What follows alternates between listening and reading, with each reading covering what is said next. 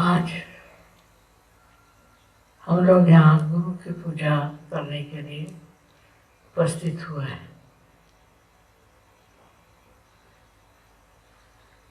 गुरु को सारे देवता से देवियों से ऊंचा माना जाता है। वास्तविक ये गुरु कौन है? इसमें सबसे ज़्यादा कौन सी शक्ति संचरित है?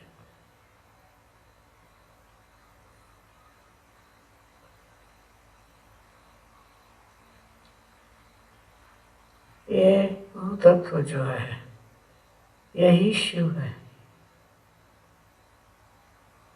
शिव स्वरूप जो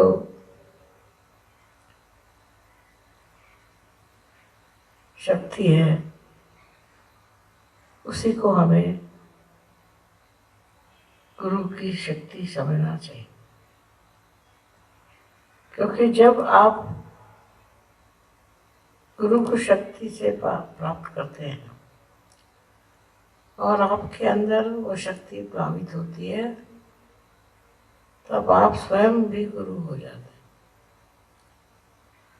पर कार्य जो इस शक्ति का है वो है आपका कल्याण। जिसको ये शक्ति प्राप्त होती है उसको ये समझ लेना चाहिए कि अब उसका कल्याण हो। कल्याण का मतलब छोटे शब्दों में देना बड़ा कठिन। कल्याण माने हर तरह से साफल्य, हर तरह से प्लावित होना, हर तरह से अलंकृत होना। जब आशीर्वाद में कोई कहता है तुम्हारा कल्याण हो, तो क्या होना चाहिए? क्या होता है? ये कल्याण क्या है? यही कल्याण, इसको हम आत्म साक्षात्कार कहते हैं। बगैर आत्म साक्षात्कार के कल्याण नहीं हो सकता, उसकी समझ में नहीं आ सकती और उसको आत्मसात भी नहीं करा जा सकता। ये सब चीज़ें एक साथ कल्याणमय होती हैं और जिसकी वजह से मनुष्य अपने को अत्यंत सुखी, अत्यंत तेजस्वी समझता है। इस कल्याण मार्ग के लिए आपको जो करना पड़ा वो कर लिया, जो मेहनत करनी थी सो कर ली, जो विश्वास धरने थे वो धर लिए। लेकिन अब कल्याण का मार्ग जब खुल गया, जब आपको गुरु ने मंत्र दे दिया कि आपका कल्याण हो जाए, तो क्या चीज़ घटित होगी? आपके अंदर सबसे बड़ी चीज़ समाधान। इसके बाद कुछ खोजना नहीं, आप स्वयं भी गुरु हो गए। अब आपको कुछ विशेष प्राप्त होने वाला नहीं, किंतु इस समाधान का जो आशीर्वाद है उसको आप महसूस कर सकेंगे, उसको आप जान सकेंगे और उसमें आप रममाण हो सकेंगे। पहले तो देखिए, सबसे बड़ी चीज़ है शारीरिक तकलीफें, शारीरिक दुर्बलता इस कल्याण के मार्ग से साफ हो जाएगी। आपकी शारीरिक तकलीफें खत्म हो जाए। ये नहीं हुई तो सोचना है कि अभी कल्याण नहीं हुआ। उसके बाद आपकी मानसिक दुर्बलताएं जो हैं वो भी कल्याण में सब खत्म हो जानी चाहिए। जो दुर्बलता आपके अंदर मानसिक है, जिसके कारण आप पूरी तरह से खिल नहीं पाते, वो शक्ति इसमें है और आप इसको जब प्राप्त करते हैं तो आपका वाकई कल्याण हो जाता है, माने आप पार हो जाते हैं। इसमें भी श्री महादेव ही सहायक है। जब आपकी कुंडलिनी छेदती है आपके सहस्त्रार को, सो वहाँ महादेव बैठे हुए हैं,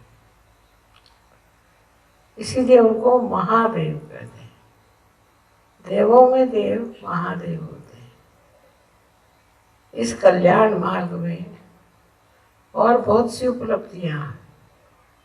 उसमें से सबसे बड़ी तो उपलब्धि है शांति, मानसिक शांति, शारीरिक शांति, और सबसे बढ़कर संसारिक शांति। संसार की अनेक उपाधियां हैं, अनेक तकलीफें हैं, वो सब इसको पाकर, इस कल्याण को पाकर खत्म हो जाती है। उसका अस्तित्व ही नहीं रहता। ऐसे लोग आप देख सकते हैं दुनिया में होते हैं एकाध लोग, जो कि इस कल्याण की शक्ति को प्राप्त करके आराम से अपने स्थानापन्न होकर के और ध्यानस्थ हो जाते हैं। यही कल्याण है जिससे मनुष्य में पूरी तरह का संतुलन आ जाता है। और वो संतुलन पाने के लिए आपको सिर्फ गुरु शरण लेनी चाहिए। गुरु के शरण जाने से आपके अंदर वो संतुलन आ जाएगा कि आपको ऐसा लगेगा कि आप ने सब कुछ पा लिया, अब और कुछ पाने का नहीं। इस प्रकार का संतुलन एक विलक्षण शक्ति देता है, और वो शक्ति में उसे प्रेम की शक्ति कहते हैं। इसे मनुष्य जब प्राप्त करता है तो उसका सारा शरीर रोमांचित हो जाता है, माने किसी अद्वितीय शक्ति ने उनको आलिंगन किया, और उनके अंदर ये शक्ति थी जिससे वो सारी दुनिया की परेशानियाँ, उथल पुथल, असंतुलन, सबसे ऊपर उठ के एक संतुलन में विचरण करते हैं। इसलिए इस शक्ति को प्राप्त करने के लिए लोग बहुत कोशिश करते हैं, और वो दूसरे मनुष्य से ही, मानव से ही इसे प्राप्त करते हैं, जो स्वयं भगवान स्वरूप हो जाता है और जो स्वयं ही इस चीज़ को प्राप्त किए हुए हैं।